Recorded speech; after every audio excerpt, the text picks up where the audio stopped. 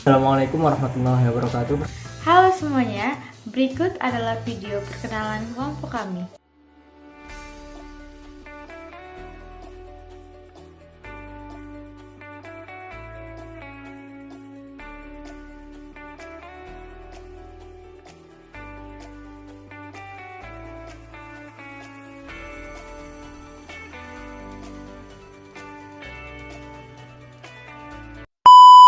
Visi pemerintah secara umum merupakan organisasi yang memiliki kekuasaan untuk membuat dan menerapkan hukum bersama undang-undang serta kewenangan untuk mengatur komunitas di wilayah tertentu yang umumnya adalah negara.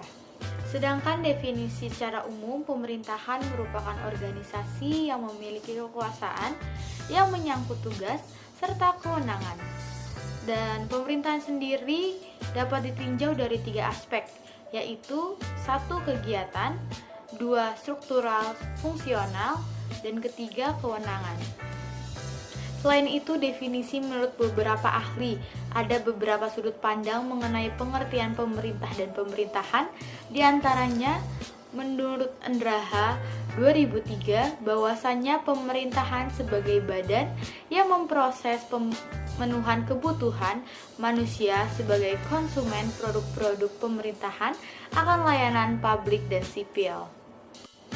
Selain itu, menurut C.F. Strong dalam Pamuji 1992-2023, pemerintah yaitu organisasi yang mempunyai hak untuk melaksanakan kekuasaan berdaulat atau tinggi. Sedangkan pemerintah adalah kekuasaan memerintah suatu negara atau badan tertinggi yang memerintah suatu negara. Saya akan menjelaskan peran pemerintah. Bisa kita lihat di dalam PPT bahwa tertulis peran pemerintah sangatlah penting untuk menciptakan keamanan dasar atau basic security, yang bertujuan bahwa pemerintah bertanggung jawab untuk melindungi warganya dari ancaman fisik, baik dari dalam negeri maupun luar negeri. Hal ini sudah mencakup kebijakan keamanan nasional, penegakan hukum, dan perlindungan.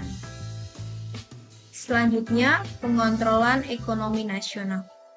Pengontrolan ekonomi nasional ini sudah menggunakan kebijakan fiskal dan moneter.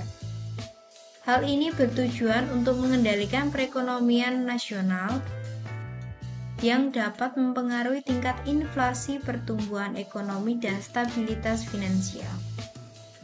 Selanjutnya, secara kekinian menjamin keamanan kehidupan sosial.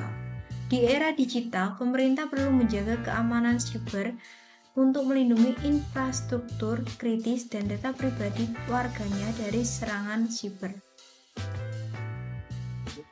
Berikut, pemerintah memiliki peran di berbagai sektor.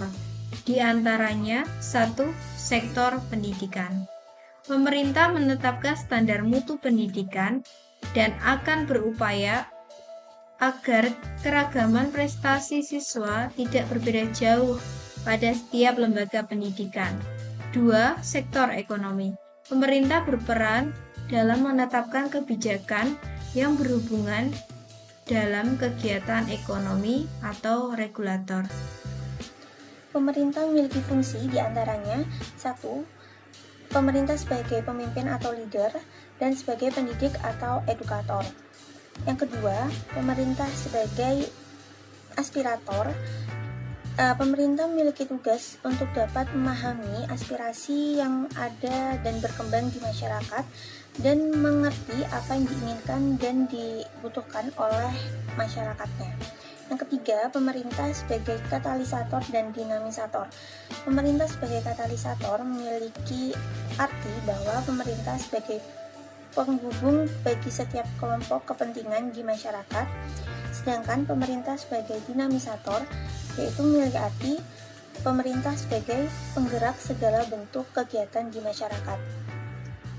Yang keempat, pemerintah sebagai perancang dan pembuat kebijakan.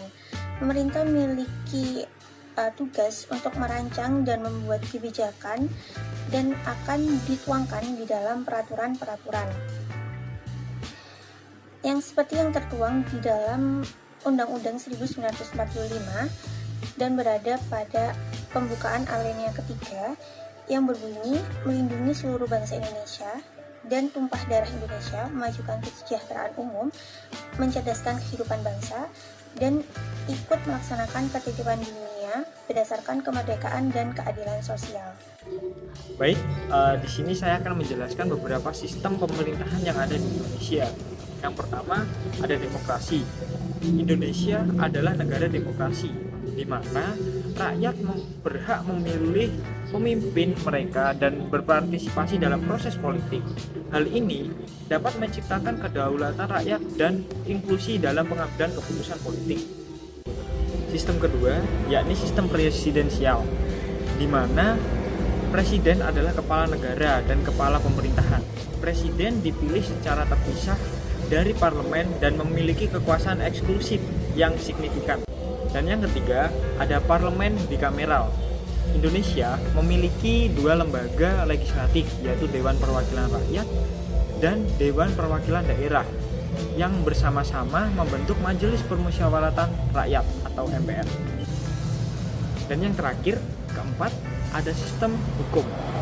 Indonesia mengikuti sistem hukum campuran yang mencakup unsur hukum adat, hukum agama, dan hukum perdata. Baik, itu tadi merupakan sistem pemerintahan yang ada di Indonesia. Saya akan menjelaskan dampak menggunakan sistem demokratis dalam pemerintahan di Indonesia. Salah satunya adalah dampak positif, berpartisipasi demokratis. Sistem demokratis memberikan hak kepada rakyat untuk memilih dan berpartisipasi dalam proses politik. Yang kedua adalah stabilitas politik. Sistem presidensial dapat menciptakan stabilitas politik dengan memisahkan kekuasaan eksekutif dan legislatif. Yang ketiga, perlindungan hak asasi manusia. Demokrasi memberikan landasan untuk perlindungan hak asasi manusia dan kebebasan individu. Yang kedua ada dampak negatif, salah satunya adalah korupsi. Salah satu tantangan terbesar di Indonesia yaitu korupsi dalam pemerintahan yang masih belum dapat dicegah dan ditanggulangi oleh negara kita sendiri, yaitu Indonesia. Yang kedua adalah pemecahan regional. Indonesia memiliki banyak keragaman etnis, budaya, agama, dan juga ras yang terkadang dapat menyebabkan ketegangan regional. Yang ketiga ada birokrasi yang lambat. Birokrasi di Indonesia sering dianggap lambat dan korup. Hal ini dapat menghambat pertumbuhan ekonomi dan efisiensi dalam pelayanan publik. Yang kedua, saya akan menjelaskan mengapa Indonesia memilih sistem demokrasi. Demokrasi menjadi pilihan sistem yang ada di Indonesia karena dapat mengakomodasi beragamnya kepentingan dan aspirasi masyarakat. Dan juga demokrasi juga dapat berperan sebagai wadah pengikat kesepakatan nasional yang harus dihormati dan dijaga oleh seluruh masyarakat Indonesia. Terima kasih. Terima kasih. Terima kasih sudah menonton. See you. Sampai jumpa lagi. Bye. Wassalamualaikum warahmatullahi wabarakatuh.